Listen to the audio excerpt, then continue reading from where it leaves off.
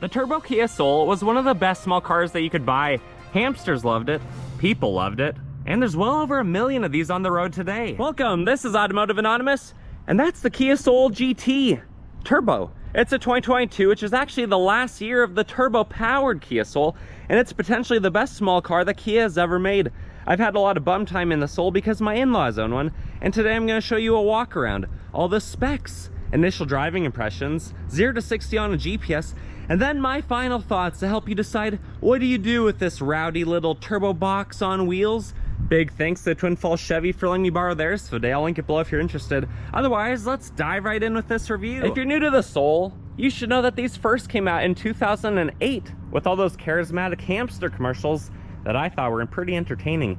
And then the second generation came out in 2013, and this third and current generation, it came out in 2020. But 2022 is the last year that you could get the 1.6 liter turbo engine that this has. Those are only offered from 2017 to 2022. So 2023 had a refresh front and rear end, basically a mid-generational update. And Kia dropped the turbo option. They only offer it now with a 2 liter naturally aspirated engine, which I think was a big mistake by them. But the good news is, if you want a turbo Kia Soul, they have a 10-year, 100,000-mile warranty, which is basically forever with how long most of us keep our cars. So if you need to find a used one, it's gonna have a warranty. It's gonna be probably pretty darn reliable based off of what a lot of owners have experienced with these. But you also need to know that these are assembled in South Korea before they're shipped to the United States, where we get about 40 to 150,000 of them every single year, depending on just how well they sell each year. These actually were the best-selling subcompact car between 2011 and 2018, so they're pretty popular. Thankfully, Kia is sticking to their principles of keeping these affordable and practical, as you'll see once we get inside. A current 2024 LX, which is the lowest trim level of the Soul, starts at only 20 grand before destination and extra goodies. But when this GT line turbo came off the assembly line 2 years ago, it only cost $28,000 before its destination and extra goodies. And for that price point, you really got a lot of stuff. You got these 18-inch wheels, all the accents, obviously the turbo 201 horsepower engine, but you even have heads-up display, heated leather seats. But my gripe with the Kia Soul from this year is it was only a 4-star crash test rated vehicle, which really shouldn't be surprising given its overall smaller subcompact size. So speaking to its size, depending on the powertrain you have, these only weigh 2,800 to 3,000 pounds. And then more impressively, they have a payload capacity of 860 pounds. Overall, it's just under 14 feet long, 6 feet wide, 5 feet tall. It has an 8.5 foot wheelbase, so it's pretty planted on the road. It can do a full circle in 35 feet. And then it has 6.7 inches of ground clearance, which is pretty impressive for this type of vehicle, and a fairly aggressive final drive ratio at 4.78. So it really puts the power down quite well. Because of its smaller size, low weight, and higher horsepower engine, it really makes it a really enjoyable, fun drive for being an upscale economy car. I've said it before on my channel, but some of the funnest cars I've driven are the lighter weight vehicles. They don't have to be exceptionally fast, they just have to handle well and be able to make life a lot easier. And something like this is really practical and it makes life easier. The last things to mention out here is the gas tank is located right there on the driver's side. It's a 14.3 gallon tank, so if you're getting up to 27 city, 32 highway, you have a max road trip capacity range of about 450 miles. And then the wheels are 18-inch, they look really good, especially with the red ring around the Kia. And then it's a 235 45 18 with a temporary spare in the back. And then you have the missile detonation style remote, but all this is gonna detonate is lock and then unlock, hatch release, panic button, remote start. But leave that thing in your pocket because you have proximity key features to lock and unlock the vehicle. The driver's side door panel looks really nice. It has a lot of soft touch materials. Red accents throughout for the GT line. Soft touch, basically anywhere you look, a little bit of a pocket right there. Hobby Lobby red stitching, and then double speakers with the Harman Kardon advertised on this spec. You have a bottle holder, some snacks. I do wish they would widen that a little bit so you could fit some wider stacks of graham crackers and other things in there. Nothing really on the door sill. Cloth mats, rubberized pedals, hood release, fuse box. All of your options up there. You'll notice the heads-up display can go up and down. Currently it's sitting up. And then 10-way power adjusted, heated, leather bolstered seats with the moonroof up top. Sitting inside here is honestly a really nice place to be. I'm definitely a fan of the new Kia design logo language. It's better than the old Ford oval that they basically copied. It's a leather-wrapped wheel, flat bottom. It makes you feel like you're in something sporty. Firing it up with the push-button start.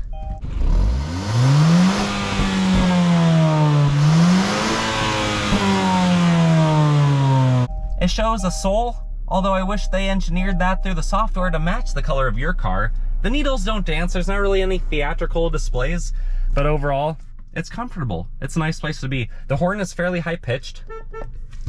You have all your voice and volume controls on the left of the wheel, cruise controls on the right, paddle shifters for the 7-speed back there, lighting stock, and then a pretty big diameter screen. And then you have physical buttons for HVAC, some plugins, some wireless charging right there, engine start stop, your heated seats, your drive modes, your heated steering wheel, and your reverse camera, which actually looks pretty good. And then navigation will pop up on the other side of the screen.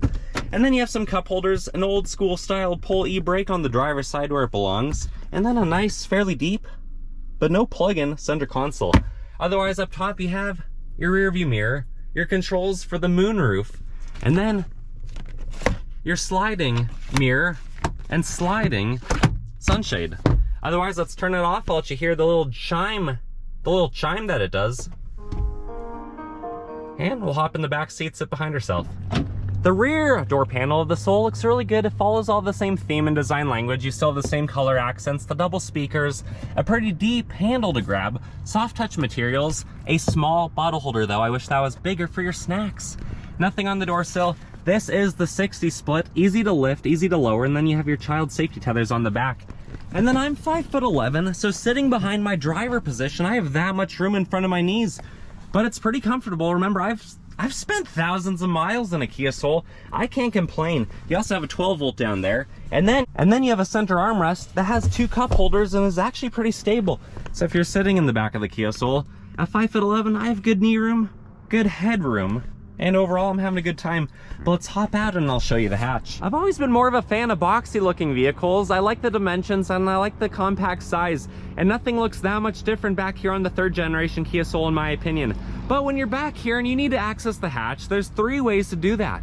You can either climb through the back seats, you can push the button that's on the remote, or you can push the button on the bottom of the hatch above the license plate bracket and lift it that way. It's not power lifted, but the shocks do a fantastic job. Back here you have a privacy shade and 24 cubic feet of storage. When you drop the seats, it actually goes up to over 60 cubic feet, which is fantastic for a sub 14-foot long vehicle. You have your Harman Kardon speakers back here, and then you have your spare tire down here. What are you gonna hide with all that extra room? Comment below, keep it legal, but I wanna know. Otherwise, incandescent lighting, a 12-volt, and some basic tie downs on the floor. And then easy to reach, easy to lower. No surprises back here on the rear passenger side, same design language and accents. Nothing really on the door sill, although this is the 40 split, same child safety tethers. And then you have a map pocket back here, so that's where your designated backseat driver goes. If you're fortunate enough to ride shotgun, you'll enjoy where you're at. There's not really any new surprises up here. Again, slightly bigger door pocket and panel on the front seats. Nothing on the door sill. Heated seat, but no power options, it's manual. Thankfully, our backpack's having a good time knowing that there's a lot of safety features in this one, keeping it safe. No extra storage on the transmission tunnel, nor above the glove box, but it is adequately sized for a subcompact class of vehicle, and there's no plugins in there. But let's come around to the front. I want to pop the hood and show you where the 1.6 liter turbo resides and how clean the engine bay is.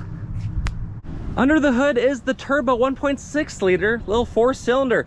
It makes 201 horsepower at 6,000 RPM and a whopping 195 foot-pound-feet of twisty torque as low as 1,500 RPM.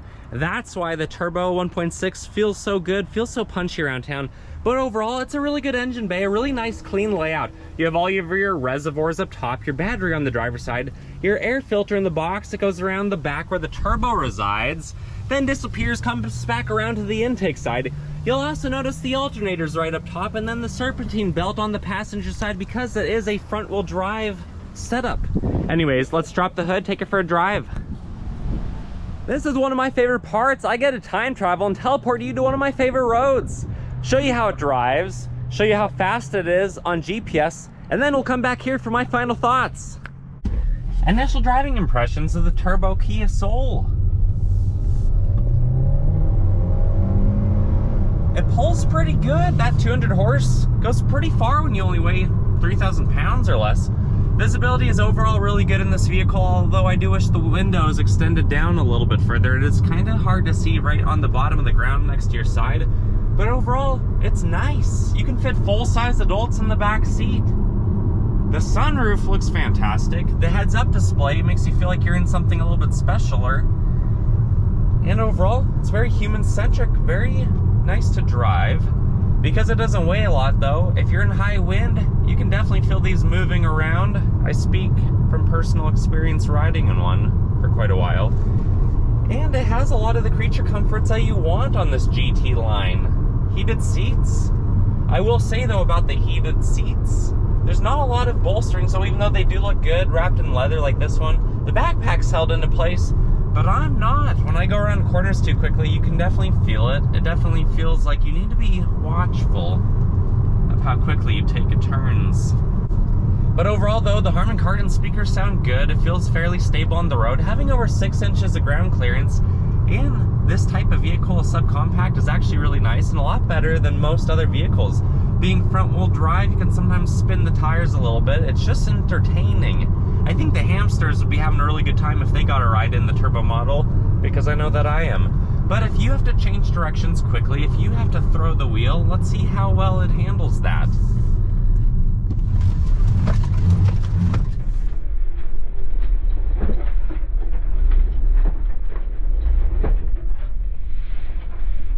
Definitely a lot of body roll, but I'm not really surprised.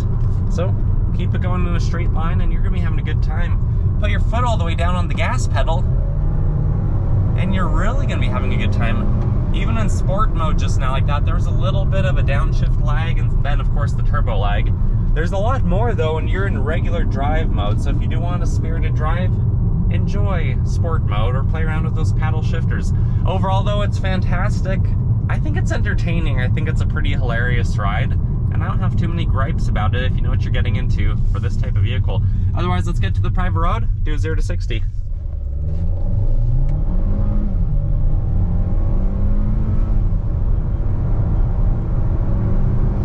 That actually felt pretty quick. True 0 to 60 came in at 7.07 seconds. Not bad for having 5,000 feet of density altitude. So this vehicle's down on power over 12%, even though it's turboed. My final thoughts of the turbo Kia Soul is overall, I think it's a really good value. It's relatively quick, very practical, gets pretty good MPG, and it doesn't cost that much, especially when you're basically getting a lifetime warranty. So even if you missed out on the chance to buy one of these new and you want to buy a used one with a 10-year warranty, you're basically not going to have to worry about any problems that arise with the powertrain, which is really nice when most manufacturers only offer a 5-year 60,000-mile warranty. But what are your thoughts, guys? Have you owned one? Are you gonna own one? Are you gonna be part of the population of well over 1 million people globally who have a Kia Soul? Let me know all of that in the comments. If you like my video, please consider liking my video. That's all I ask. That small act of kindness really goes a long way in helping my channel to grow. If you want to follow along with my journey, you're welcome to subscribe. I post a couple times a week. And until next time, take care.